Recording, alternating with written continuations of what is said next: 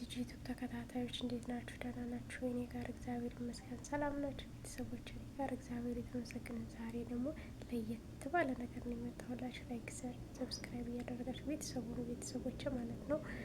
ላይክ እና ሸራችሁን ግን እንዳትረሱ ቤተሰቦች፣ አበረታቱ። አዲስ የሆናችሁ ላይክ፣ ሸር፣ ሰብስክራይብ ማድረጋችሁን አትርሱ። አዲስ ላልሆናችሁ ደግሞ እንደ ቀድሞ አበረታቱ።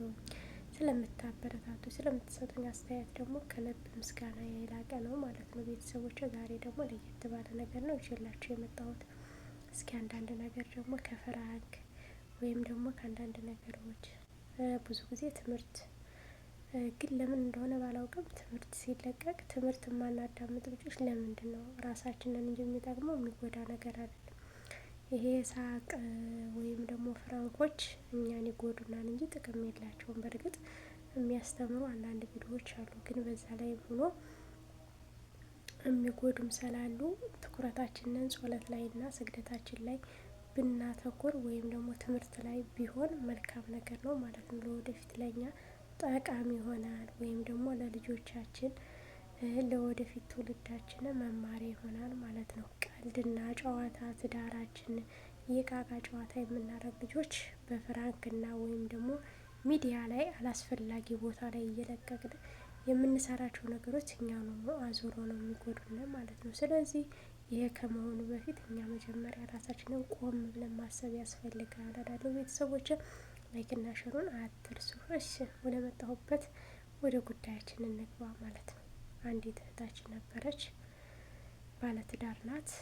ባሏ ጋር በብዙ አመት አብረው አሳልፈዋል፣ ወልደዋል። ግንማ ጓደኛ አለቻት። ጓደኛዋን በጣም ትወዳታለች። ብዙ ነገር አብረው አሳልፈዋል።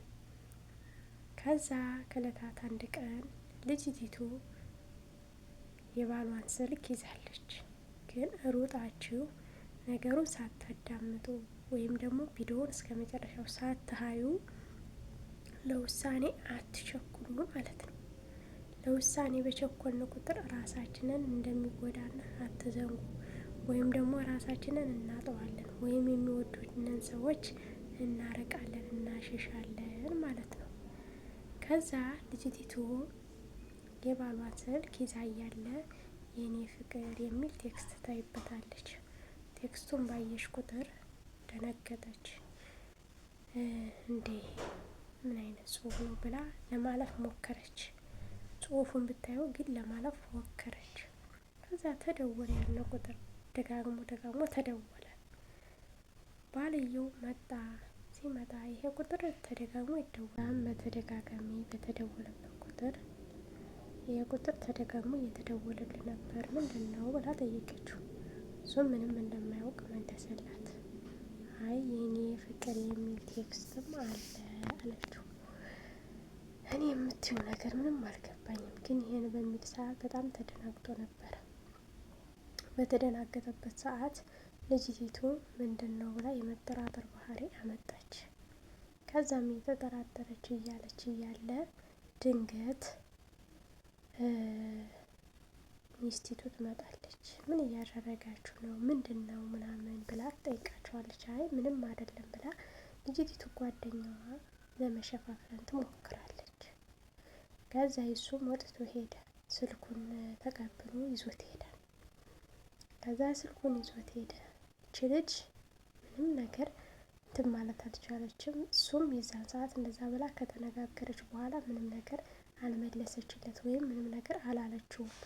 ከዛ በኋላ ልጅቲቱ ልጅዋን ነይ ብላ ጓደኛዋን ነይ ብላ የሆነ ነገር ላወራሽ ነበር፣ በጣም ያስጨነቀኝ ነገር ነው፣ ምን ብዬ ከምንስ እንደምጀምርልሽ አላውቅም ትላታለች።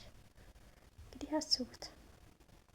እዚህ ላይ ልብ ማለት ያለባቸው ነገር ቢኖር እንዴት የሰው ልጅ መጀመሪያ ሰው ልጅ ስህተት ይሰራል። ስህተት በሚሰራበት ሰዓት ወይም ደግሞ ያልሆነ ነገር በሚሰራበት ሰዓት ያንን ነገር ካልሆነበት ነገር ለማስወጣት ወይም ደግሞ ከእንደዚህ አይነት ነገር ለመከላከል መሞከር እንጂ ሌላ ነገር ወይም ማሰብ ወይም ሌላ ነገር መስራት ቆንጆ ሀሳብ አይመስለኝም፣ እንደኔ ማለት ነው። ከዛ ያች ልጅ ይህንን ነገር ካለች በኋላ ነይ ብላ ክላስ ወስዳ ለብቻዋ ልታናግራት ትሞክራለች። ስታናግራት እኔ በጣም ያስጨነቀኝ ነገር አለ። አንቺ እንድትጎጂብኝ አልፈልግም። በጣም ነው ማከብርሽ፣ ወደ ጓደኛዬ እንደሆንሽ አውቃለሁ ስትላት ምንድን ነው አለቻት። ከዛ እንግዲህ ቀስ እያልኩ በነግርሽ መልካም ነው እንዳትደናገጅ ብላ ያንን ሀሳቧን ያየችውን ቴክስት ባሏ እንዴት እንደደነገጠ አድርጋ ትነግራታለች። ከዛ ስትነግራት ልጅቱ ምንም ነገር አልመሰላትም፣ አልደነገጠችም ራሱ። እንዴ ብላ ልጅቱ ራሷ ዞራ ደነገጠች። እንዴ ያልሆነ ነገር ነገርኩሽ እንዴ ስትላት አንቺ ጓደኛዬ ነሽ አይደለሽም አለቻት። አዎ ጓደኛሽ ነኝ። ስለዚህ የኔን ጥሩ ነገር ነው የምትፈልጊው ወይስ የኔን መጥፎ ነገር ወይስ እውነቱን እንድነግርሽ ትፈልጊያለሽ ስትላት እውነቱን ንገሪኛው እኔ እውነቱን እንድነግሪኝ ነው፣ ወይም ደግሞ እውነቱን የምታውቂ ነገር ካለሽ ንገሪኝ እኔ ሌላ ነገር ከማለቴ በፊት ትላታለች። ችኛዋ ባለትዳሯ ጓደኛ ይኸውልሽ አለቻት፣ ባሌ ይህንን ነገር ቢሰራውም ባይሰራውም ለእኔ መጥተሽ መናገር መልካም አይደለም። በትዳር ውስጥ ብዙ ነገሮች ይገጥማሉ። ግጭት አለ። ባሌን እንዴት እንደማምነው ታውቂያለሽ፣ ወይም እንዴት እንደምወደው ስህተት ሊሰራ ራሱ ይችላል አለቻት። አይሰራም ልልሽ አይደለም፣ ወይም ደግሞ በሰው ላይ አንድ ፈጣሪያችን አምላክ ኢየሱስ ክርስቶስ ብቻ ነው ስለኛ ማወቅ የሚችለው። ውስጣችንን መርምሮ ማወቅ የሚችለው የሰራዊት ጌታ ኢየሱስ ክርስቶስ ነው። ስለዚህ የሰው ልጅ መርምረን ልናውቅ አንችልም። ግን ባሌ እስከሆነ ድረስ ከዛሬ አውቀዋለሁ ብዬ እኖራለሁ። ይህንን ብዬ በምኖርበት እንደዚህ አይነት ነገር ሲፈጠር ወይም ስታይ ቀጥታ መጥተሽ ለእኔ መናገር አይጠበቅብሽም አለቻት ልጅቷ። እንዴት ለምን አለች። ለምን ብላ ጠየቀች። ወዲያውንም አልተመለሰችም ልጅቲቱ። እንዴ ለምን እውነቷን ነው ወይም ይሄ ነገር ስህተት ነው እንዴ ብላ ራሷን ቆም ብላ አላሰበችበትም ማለት ነው። ከዛም ልጅቲቱ ይህንን ካደረገችና ወይም ይህንን ከሰራች በኋላ ምን መለሰችላት? እኔ ባሌን አምነዋለሁ፣ የልጅ አባቴ ነው። እንደዚህ አይነት ነገር አይቼበት ወይም ሲሰራ አይቼው አላውቅም። ግን ገና ቴክስት ስለተጻፈለት ብቻ ስላለለት ብቻ እሱን ቁጭ አድርገሽ ለምንድን ነው ይሄንን ነገር የተጻፈልህ? ለምንድን ነው? እስኪ ንገረኝ፣ ለእኔ ቀስ አድርገህ አማክረኝ። ተሳስተህም ከሆነ ከስህተትህ መማር መመለስ ትችላለህ እኮ። የሰው ልጅ ሰው ፍጹም አይደለምና ይሳሳታል ብላሽ በመከርሽው ባሌ እንጂ ለእኔ መጥተሽ መናገር እውነት የምታስቢልኝና እውነት የምትወጂኝ ከሆነ ይህንን ነገር መጥተሽ ለእኔ መናገር አይጠበቅብሽም አለቻት። ልጅቲቷም እንደዚህ አይነት ነገር አለ እንዴ? እኔ እኮ ለአንቺ የጠቀምኩ መስሎሽ ነው ወይም ደግሞ ለአንቺ ጥሩ ነገር ነው ብዬ ያሰብኩትን ነው መጥቼ ልነግርሽ የቻልኩት እንጂ ዝም እንደማላየው ዝም ማለትም እችላለሁ አለች። መልካም ነው፣ ለእኔ መናገርሽ እኮ ጥሩ አይደለም እያልኩሽ ሳይሆን፣ ግን ደግሞ በዚህ ሰዓት እኔ ባሌን በጣም ነው የማምነው፣ በጣም ነው የምወደው። እንደዚህ አይነት ነገር አንቺ ልታጣልኝ ወይም ባሌን ስለምትፈልገው ብዬ እንጂ የማስበው ይህንን ነገር እንትን እንድትይ አይደለም ብላ መለሰችላት። ይህ ሁሉ ግን ዋናው አቀነባባሪው ምኑ መሰላችሁ? ባልና የሚስት ጓደኛ ነበሩ። ልጅቲቱን ለመፈተን እስኪ ምን አይነት ለትዳሯ ምን አይነት እንትን አላት። አሁን አንዳንድ ሰዎች በችኮላ ምን ወሰኖች ነገሮች አሉ። አያችሁ፣ ያች ልጅ ግን እንዴ ማን አባቷ ናት እንደዚህ የምትለው? የኔ ባል ላይ የተንጠለጠለችው እሱስ ይህንን የሰራው ከኔ ላይ እንደዚህ አድርጎ ብለን የምንሳሳ ልጆች አለን። ትዳራችን በትንሽ ነገር ይፈርሳል። አያችሁ፣ ይህ ልጅ ግን እስኪ ለባሏ ምን ያህል እምነት አላት፣ በውስጧ ምን ያህል እምነት አሳድራለይ የሚል ቃል ነበረ የልጅየው። እስኪ ምን አይነት ጥንካሬ አላት፣ ለትዳሯ ምን ያህል ነው እየተጓዘች ያለችው የሚል ፍተሻ ነበረ። አንዳንድ ጓደኞች ደግሞ አሉ። ጓደኛ መሰል የመሰለችው ደግሞ አንድ ጓደኛ ትክክለኛ አሳቢ ጓደኛ ከሆነች ነገር እኔም ሆነ ባሌም ሆነ ስህተት ሲሰሩ ባሌ የሰራውን ስህተት መጥቼ ለሚስቲቱ መናገር፣ ሚስቲቱ የሰራውን ስህተት ለባለቤቱ መናገር አይደለም። በትዳር ውስጥ ጣልቃ መግባት ይባላል። ግን ትዳር እንዳይበላሽ ማድረግ ማለት እሱ ስህተት እየሰራ ከሆነ ከስህተቱ እንዲመለስ መምከር፣ ወይም ደግሞ ልጅቲቱ ስህተት እየሰራ ከሆነ ከስህተቷ እንድትመለስ ማድረግ ነው ዋናው ነገር ማለት ነው። ስለዚህ ትዕግስት ያስፈልጋል። የሰው ልጅ ትዕግስት ዋና ነገር ነው፣ ጣፋጭ ነው። መታገስ ዋጋ አለው የሚባለው በዚህ ነገር ነው ማለት ነው። ስለዚህ መታገስ ዋጋ አለው፣ እዚህ ላይ ዋጋ ይሰጣል። ምን ያህል ጠንካራና ምን ያህል ለትዳራቸው ታማኝ እንደሆኑ፣ ምን ያህል እርስ በራሳቸው እንደሚደጋገፉ በእነዚህ ልጆች አይቻለሁ። እኔ ለራሴ የተማርኩት በጣም ነው ያደነኳቸው። ልጅቱ ታሪኩን ስትነግረኝ መጀመሪያ ላይ እንዴት እንደዚህ አይነት ነገር ይሰራን ብዬ የእውነትም የሰራን የመሰለኝ አደነጋገጡ ምናምን በቃ የሆነ እንዴት እንደደነገጠ ስልኩ ሲደውልበት ምናምን እኔ የሆነ የመንተባተብ አለ አይደል፣ ስራ ሰርተሽ ሰርቀሽ የሆነ ልታመልጥ ስትይ የሆነ ነገር የምታደርጉን ነገር አለ አይደለ፣ ልክ እንደዛ ነገር ነበር የተሰማኝ።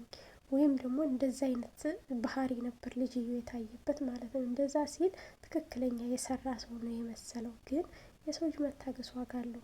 እሷም ደግሞ ይሄ ነገር እንደዚህ ያደረገው ብላ ቱግ ብላ በንዴት ወይም ደግሞ በብስጭትና በቅናት የሆነ ነገር አለማሰቧና አለማለቷ ትዳሯን አደጋ ላይ እንዳይጥል ነው ያደረገችው።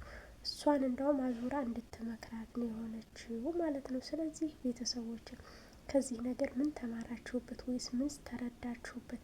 በትዳር ውስጥ በተለይ ትዳራችሁ ላይ አደጋ የሆነባችሁ ባልና ሚስት ሆናችሁ ወይም ፍቅረኛሞች ሆናችሁ መሀላችሁ ሌላ ሰው ጣልቃ ገብቶ ሊያበጣብጣችሁ ወይም ደግሞ እንደዚህ ሊያረጋችሁ፣ በተለይ ባለትዳር ሆኖ የባለትዳር ምንነቱ ሳቅ የልጅ ሲያምር ወይም ይችል ስታምር ብሎ የኔ ፍቅር፣ የኔ ማር፣ የኔ ውድ፣ እወድሻለሁ፣ እወድሃለሁ እያሉ የሚጽፉ ቲክቶክ ላይ፣ ፌስቡክ ላይ፣ የተለያዩ ሶሻል ሚዲያ ላይ የሰው ባል ላይ ይች ቆንጆ ናት፣ ይሄ ቆንጆ ነው ባንል መልካም ነው።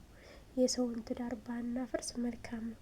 ያላጣራ ነው ደግሞ ትክክለኛ ያልሆነበትን ነገር ለውሳኔ ወይም ለነገር አንቸኩል።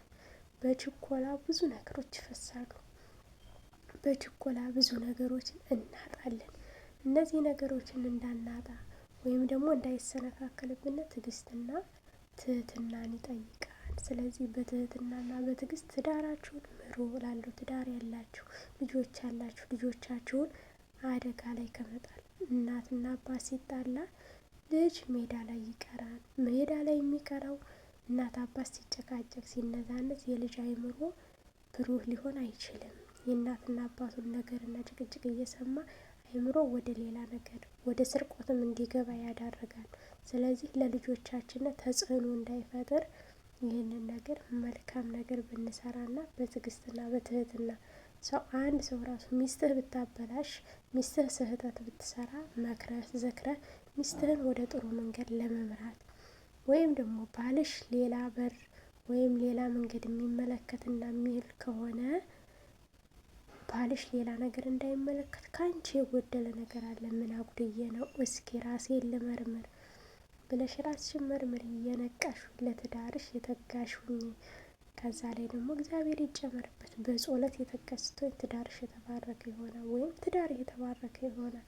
ለትዳር ጥሩ ምክርና ጥሩ ትምህርት የሚሆን ነገር ነውና እህታችን ያካፈልሽን ይህንን ነገር የነገርሽን እህታችን ከልብ እናመሰግናለን።